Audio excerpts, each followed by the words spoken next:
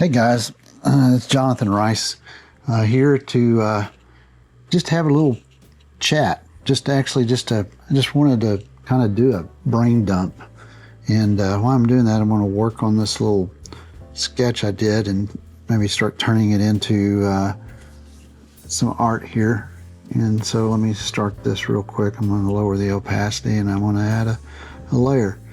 So the thing I wanted to talk about today was my thoughts on AI, and actually AI artist, because it's a term that I have a real problem with.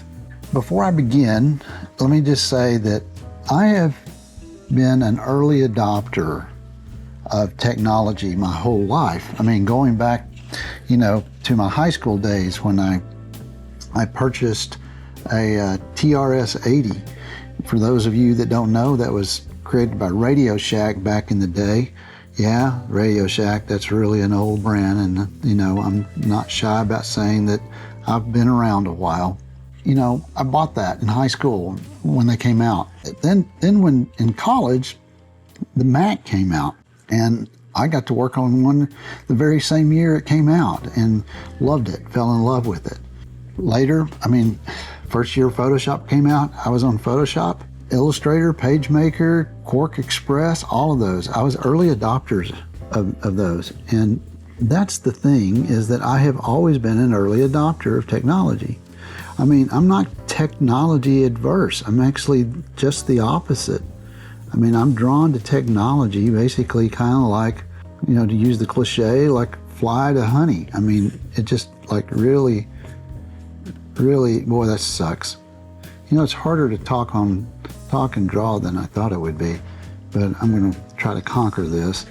Let's clear this because that really sucks, and I need to find a different inker thing here. Let me go down to, well, I actually do like syrup. I do like syrup. I don't know if any of you guys do, but I like it. So I'm just going to try to maybe make it smaller here. So anyway, where was I? So yeah, I'm an early adopter of technology, and I don't want people to think that, I'm just some curmudgeon that, takes a long time to get with it. No, I've always been that way. This is just one of the things that I enjoy in life. I love seeing what technology brings. I love the creativity it brings and everything. And that's not what I'm talking about. I love tools. I love tools that make my job, make my art better, and actually just bring joy when I'm doing it. Who doesn't enjoy that? So I just don't want you guys to think that, I'm out here just bashing the latest in tech and all that. No, I'm drawing on a brand new iPad that I just got a week ago that I love. It's just awesome. It's the 13-inch iPad Pro. It's just been a wonderful device. Really have enjoyed it. With that said, I have gone into the world of AI with much trepidation. Let's put it that way. I really have an issue a lot with it, and it's more philosophical probably than it is practical. But let me talk about that, because it's one of those things that I struggle with, the actual fact that I'm having to struggle with new technology. And I think there's a difference. And I think the difference here, and I'm going to go back to the word that I used, was tools. I don't know if AI is a tool. It is, but I don't know if it really is. I think it's built to almost be a replacement for human ingenuity. And that's where I'm having a problem. Human creativity, human ingenuity. There's something special about it. There's something that we all enjoy. There's a humanity to what we do that AI can't bring.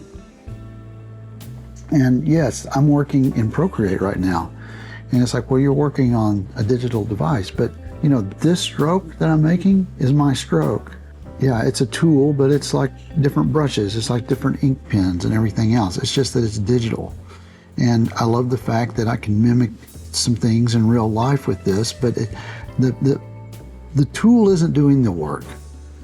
I'm using the tool to do the work. And I think that's the problem I have with the AI. One of the first problems is it's not a tool in the sense that you're using it to do the work. You're just telling it what to do and it's doing the work. And that's a real issue I have. And the real issue that I have is philosophical. Like I said, I think it's going to make us lazy thinkers. I mean, are we going to have, you know, people with critical thinking skills if we start to rely on AI for everything? And that really concerns me. You know, let me get my head on straight here. And like I said, it's harder to do this than I thought it would be. I've played around with AI and I found a lot of useful situations, or a lot of situations where it could be useful. Let's say that.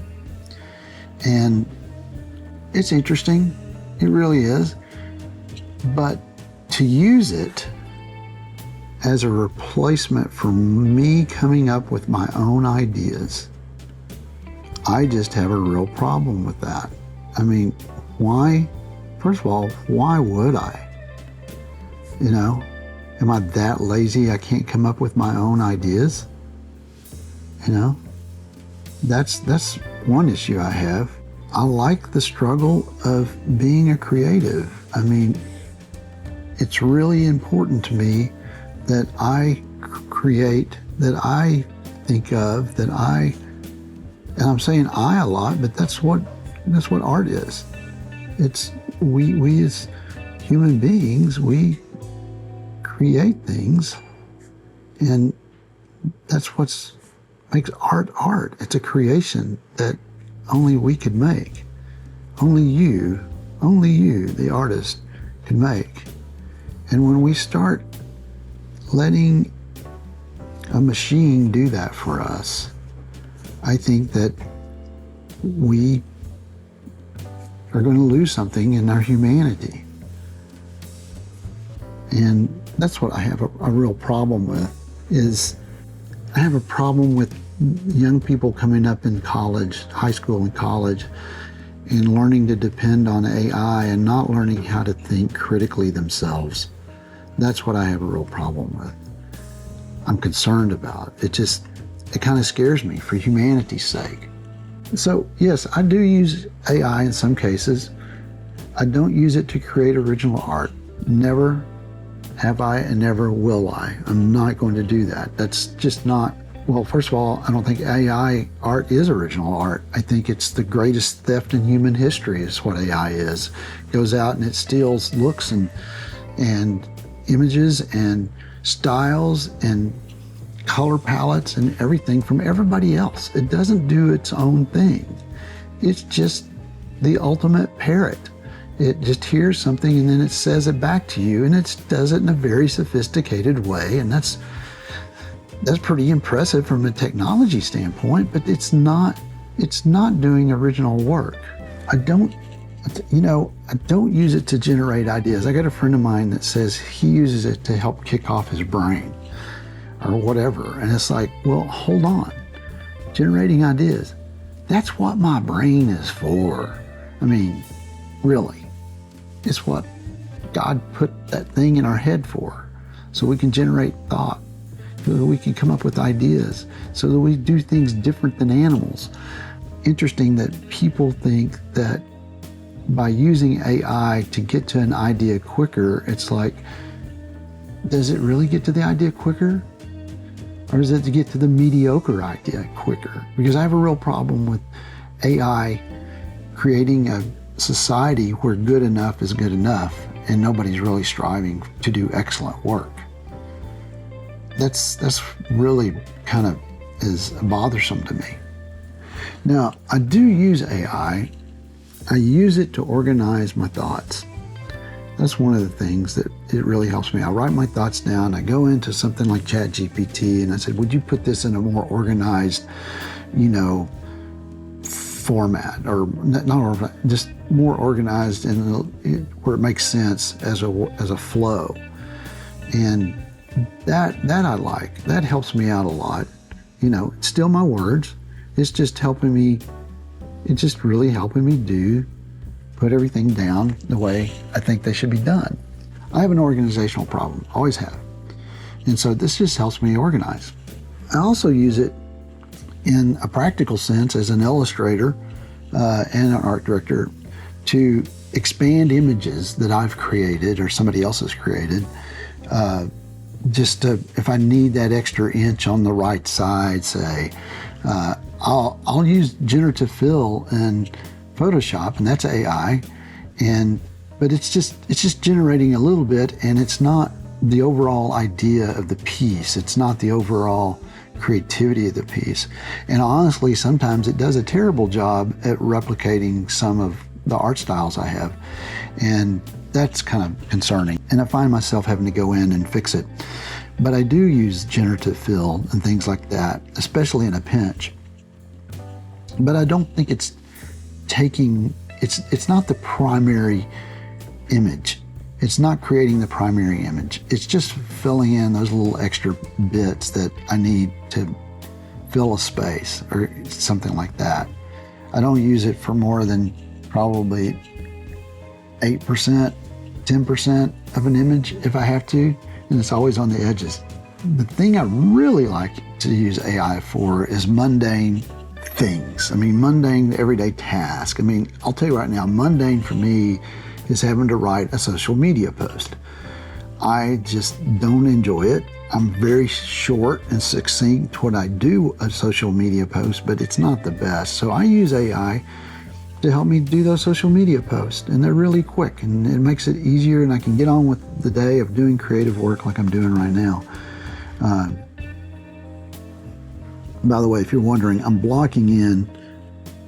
just blocking in basic shapes. This is kind of the way I work, if you're wondering. So anything that's the same color or say the same like skin tone, this one is the, I'm doing the shirt on this guy.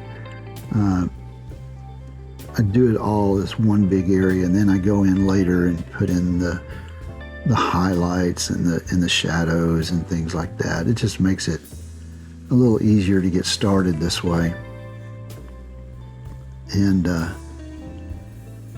sometimes I'll go in and I'll add in lines and things, but right now I'm working in just flat shapes just to get the general sense of this. And right now I'm just working in black, just because one of the reasons that I'm talking to you guys, and it's like I said, this is actually quite a bit harder than I thought it was going to be, to actually talk and draw at the same time. And that's crazy. I didn't think it would be, but it has been. Now back to the AI. Now, what do I want to say in the title of this, or similar to what the title says, because I haven't made the title of this video up yet, but I just wanted to make a really strong statement, and I know people are going to beat me up over it, and some people are going to agree, but a lot of people are going to disagree. But I do not believe that so-called AI artists are artists at all. And what do I mean by that? Well, AI artists, and again, I'm using artist loosely here, they basically just function as coders, programmers. They don't do the work. They commission the work. They're commissioning the AI to do the work. And isn't that interesting that they're commissioning a computer to do the work that they claim that they're doing? Now, I think that's an interesting way of looking at it as a commission. I'm from the advertising and design world, and we have account executives that go and, some agencies just have the account executives meet with the client, which I don't believe. It should just be the account executives to meet with client, but some of them do. And then the account executive comes back and they write up what the client wants. And in a lot of agencies, it's called a creative brief. And it's just to give the creatives the overall assignment, what the problem is, right? And, and how they, and what they want. They want a solution that's going to be geared to, say, women in their, between the ages of 25 and 45 that like to go out at night and want to, dress up and it's just like that. They kind of write that thing and say, please do an ad, or let's say this, please do a social media campaign geared to these women to sell our tops, our new tops or whatever, new fashion. And that's just basically putting it in order, really. And in my experience, that most creative briefs, the account person tries to steer the creative people in a direction. But as a former creative director, I'll tell you right now, I rarely followed those directions because the solution usually lay somewhere else. That after ingesting all the information, as we would sit around and talk as a creative group, usually like a writer and an art director, we'd sit there, that doesn't communicate what the client says they want. It's, this, we need to go this other direction. And I remember many a meeting with the account people when we would present our ideas before we go to the client, they would be like, this isn't what we asked for. And we go, well, we know it's not what you asked for because what you asked for wasn't correct, wasn't the right solution. This is the right solution. And most really good account people would say, yes, you're absolutely right. That's why you're in the creative department and I'm in the account service department. This does solve the client's problem. This is probably a much better solution than what we thought, But I will say we did need the account person's creative brief to get us to that point. But if we had just been artificial intelligence, that account person would have only gotten back what they had put in. They wouldn't have gotten anything new or different. They wouldn't have had further thinking on it. It's just the AI would execute what they had given them. And that is really one of the shortcomings of AI. It doesn't think outside the box. And really good creative people think outside of the box. Think outside of the creative brief. And that's something that I think that is instinctively human. There's, the computer can't do that yet. I mean, maybe someday it will, and that's even a bigger issue. But I mean, I don't think AI artists are artists because these people haven't spent thousands of hours and years of learning their craft. Unless they're a coder, and that's different. Is there an art to coding? Yes, I think there's an art to coding. Does that make a coder an artist in the big A artist thought? No, it doesn't. It just doesn't. Yeah, they're artists in their field. They're really great at what they do to the point that they can be artists in their field, but that doesn't make them, like I said, big A artists and doing conceptual work and putting things out there for people to see or hear as musicians or write a novel or a screenplay. That doesn't mean that they're that. But they are artists in their field. They are unique and they come up with ideas in their field. But they're not artists. I mean, these people are doing these AI artworks. And I know there's some of them that do have art degrees and things, and I really have a problem in a lot of ways with them kind of selling out and letting the computer do the art for them. But I really do believe that these folks that are calling themselves artists that use AI primarily are nothing but giving a order, takeout order to a computer to get their delivery of their so-called creative. That's what I think. Oh man, this is really hard to do. I'm thinking and I'm drawing, and boy, I'm learning that I'm not very good at that. But hey, I'm going to keep going.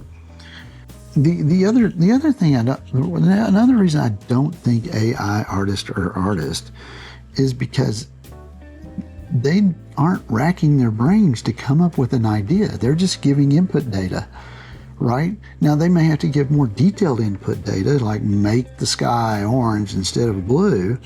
But oh, that's a good idea. Let's make the sky here. Let's add some sky. Maybe they'll just do something a little different. No, we'll go back to that. Sorry guys. I'm going to add a layer here. Well, I was going to add a layer here. Let me see. Add a layer. Bring it down to the bottom. And then I'm going to take this. I'm just going to add real quick. I'm going to do this. I'm going to grab a little cyan here, put it in just to see. Yeah, there we go. So yeah, I don't think that they work hard enough to come up with an idea. I think there's a struggle in the artistic journey in any image or any song or any writing that we all go through. I've heard it said by many people, the scariest thing is a blank canvas or a blank sheet of paper.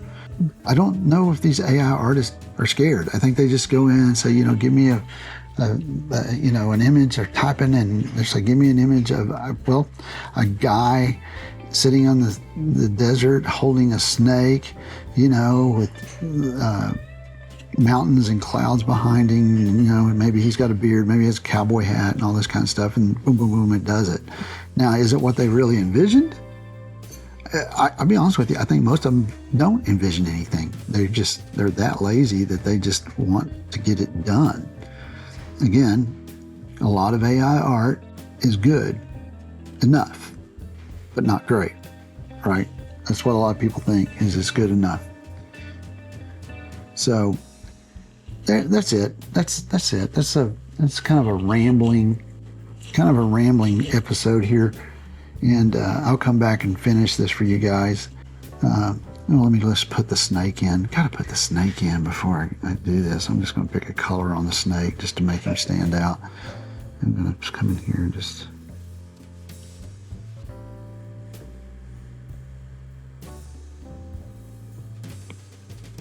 Oh, that's... didn't put it on its own layer. Yeah, let's see. This is a potential idea for a new client of mine. I'm not going to say who it is or whatever, but this is right now, it's just a sketch. I don't know if they're going to go with it, but I really like the thought on this. Having a lot of fun with this client, by the way. Yeah, there we go. It's like, I love doing... I found out I love doing snakes. I didn't think I would love it, but I do. They're kind of creepy critters, but you can do so much with a snake. It's just true. You can do so much with a snake. Have them like curl around and all that kind of stuff. And there we go. Now what I like to do is come in here and take these hands. Is that the hands? That's the hands. I like to select it, and then I come in here and I erase, make sure I got the right kind of eraser. Yep. And I just erase along these lines, and that way I have really good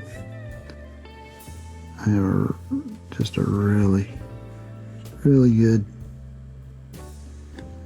edge that meets up pretty much exact. And I come here and I do this.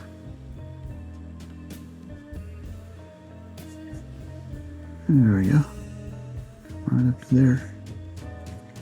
Yeah. There we go. All right. There. How do you like that? So there's the snake. Anyway, there's some of my ramblings on AI artist. hey, again, I'm Jonathan Rice, and if you like this kind of thing, please give me a thumbs up. If you really want more content like this, I'd appreciate if you would hit the subscribe button, because I'm a new channel. This is just a fledgling thing, and I'm trying to get better. Yeah, that's it. I really do appreciate it if you guys would subscribe and follow me. But until then, I'm Jonathan Rice. Thanks for watching, and take care.